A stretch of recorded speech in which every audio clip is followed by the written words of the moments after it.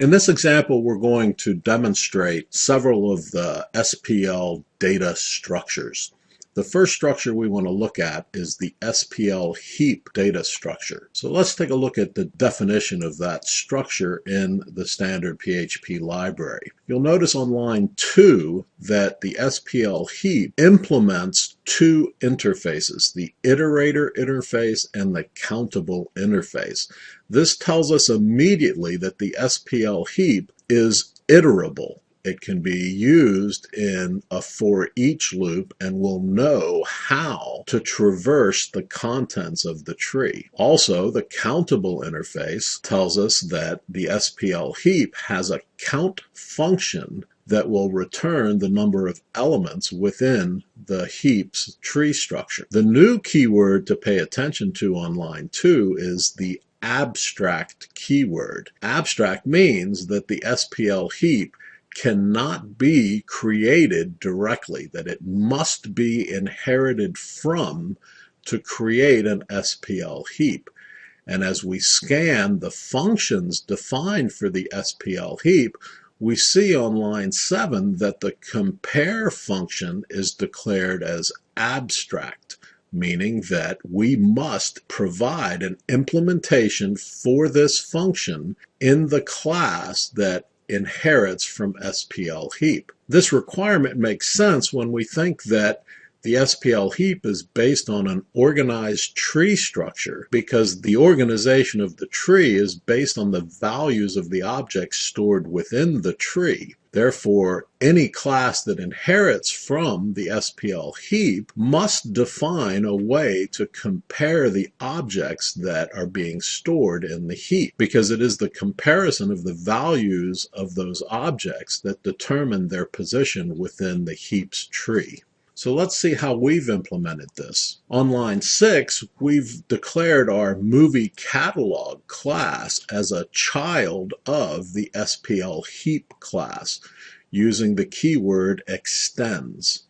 Extends tells the PHP preprocessor that this class, movie catalog, is inheriting from SPL heap, because SPL heap is an abstract class, and that its abstract method compare requires that we implement that function. We do so on line 19, where we've declared the function compare as taking two movie object types as parameters. We choose to organize the movie objects within the SPL heap tree based on the title of the movie. Therefore, on line 21, we're comparing those title values of the movie objects. If the movie titles are equal and identical of type, that's the three equal signs on line 21, then we return 0. If the movie title of the first argument is less than the movie title of the second argument, then we return a -1. Otherwise, we return 1. These values, 0, -1, and 1, that are returned based on the value of the title of the movie object are what is used by the SPL heap object to organize its tree. Then on line 35, we declare a function insert movie that takes a single movie object as a parameter. Notice, however, that we are no longer storing the movie object within our own movie catalog code. We are now storing the movie object in the parent class, in the SPL heap. Therefore, we call the parent class's insert method, the heap insert method, and pass that object of movie type to the insert method. On line 39, we provide a function getAllMovies that's going to return the contents of the heap. On line 41, we call the heap's top function. Notice the call, parent : directs the call to the top function to the parent class. In this case, the parent class is the SPL heap. Then on line 42, we control a loop by calling the parent class's valid function, so that as long as there is a valid value in the SPL heap, this loop will continue to execute. Within the loop on line 44, we call the parent class's current function. This is going to return the current element within the SPL heap. That current element is a movie type object, and a movie type object has a function called display that will print the contents of the movie object. And then on line 45, we instruct the heap to move to the next element by calling the parent class's next method. And just as a reminder, we have not changed the movie class from the last example. So let's see how we execute this. First thing we do on line 9 is include the data structures.php file that contains our movie catalog heap type object. Then on line 11, we create a new movie catalog. Again, remember, now we're creating a movie catalog object that inherits from the SPL heap. Therefore, with the call to new, when we create the movie catalog, we are also creating a heap object as part of the movie catalog object. On line 13, we create a new movie. On line 15, we insert that movie. So we're still using the same interface that we had previously used for inserting movies into our movie catalog. However, the implementation of that interface has dramatically changed in that now we are calling the parent class's insert method instead of storing the movie object in the movie catalog object's internal native array. And then on line 19, 21, and 23, we repeat the inserts. Then on line 25, we call the for-each method to loop through the movie objects contained within the movie catalog. And because the SPL heap implements the iterator interface, and our movie catalog class inherits from the SPL heap, our movie catalog knows how to iterate itself in a for-each loop. Within that loop, we simply call the display function for the movie objects to print their respective values. So let's see how the heap runs. I will reload this page, and the first thing we see again is our debug output from the movie catalog class constructor. Then we see the listing of the 4 movies that were contained within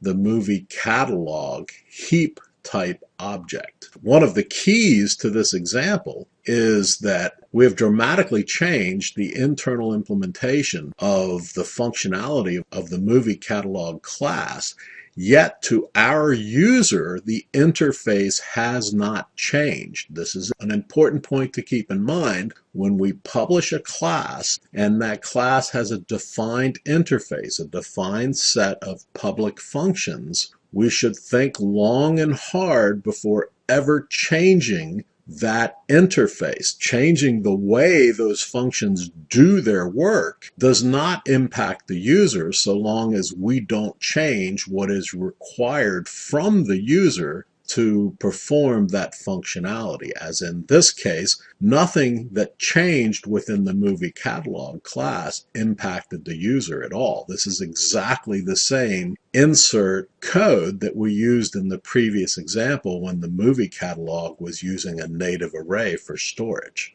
Now let's look at the stack. The SPL stack is a LIFO structure, a last in, first out structure. On line 35, we assign to the movie stack variable a new object of type SPL stack. The conventional interface for a stack is push and pop. Push inserts values onto the stack, and pop removes those values from the stack. So on line 37 through line 40, we are pushing or inserting values onto the stack. Then on line 44, we're doing a variable dump on the movie stack. So we're saying on line 48, while the stack is not empty. Notice the bang, not empty. Then pop a value off of the stack. Well, the value that's going to be popped off the stack is a movie type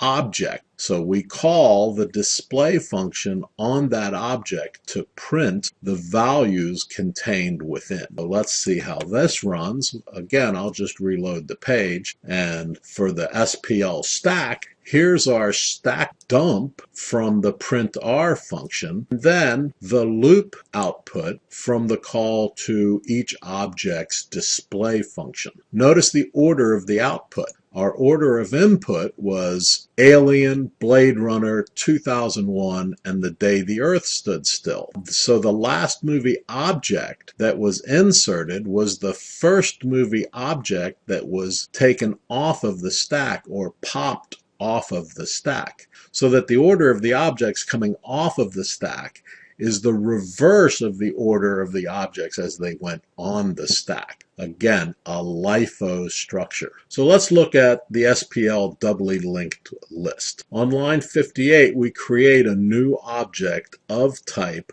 SPL doubly linked list, and we assign that to a variable movie list. One of the advantages of using the SPL is the consistent interface of the data structures. Notice on lines 60 through 63, this is a doubly linked list type object, yet we're using a very familiar interface, push. Push this object into the list. On line 60 through 63, we insert using the push function for movie objects. On line 66, we're going to set the iterator mode for the doubly linked list. This is a nice feature of the doubly linked list, that we can tell it how to iterate over its contents. In this case, on line 66, we're telling the doubly linked list to output its contents in FIFO order, first in, first out order. Then we loop on line 67 with a for loop, retrieving the values in the movie list. We control the for loop by first rewinding or going to the front of the list, the top of the list. We control the loop by asking the list if the current entry is valid, and so long as that current entry is valid, we're going to call the display function of that current entry. The current object in the list will be a movie type object that has a display function, so we simply call that on line 68. Then on line 73, we instruct the doubly linked list object to output the values in LIFO order, last in, first out. The control of the for loop is identical. We rewind to the top of the list. We check for the validity of the current object in the list. We control the loop with a call to the next function. And for the current object, which is of type movie, we call the display function. The output from the doubly linked list is then in, first out order, and then last in, first out order. So the SPL fixed array requires that we define the size of the array when it's created. So on line 82, we see that we're creating a new SPL fixed array of size 3 and assigning that object to the movie array variable. Then on line 83 to 85, we insert 3 new movie objects at the respective indices in the movie array. On line 86, we've reached the capacity of the array, 3 elements. So we need to resize the array, and we do so on line 86 by calling the setSize function of the SPL fixed array and adjusting its size to 4 so that on line 87 we can insert the 4th object of type movie. Then on line 89 we iterate over the movie array and call the display function on each of the objects. So let's see how that ran. and it runs as expected. So within the PHP community, there is an ongoing discussion about the relative performance benefits of the SPL fixed array versus the native array. We recommend an internet search to read about the discussion of the performance benefits.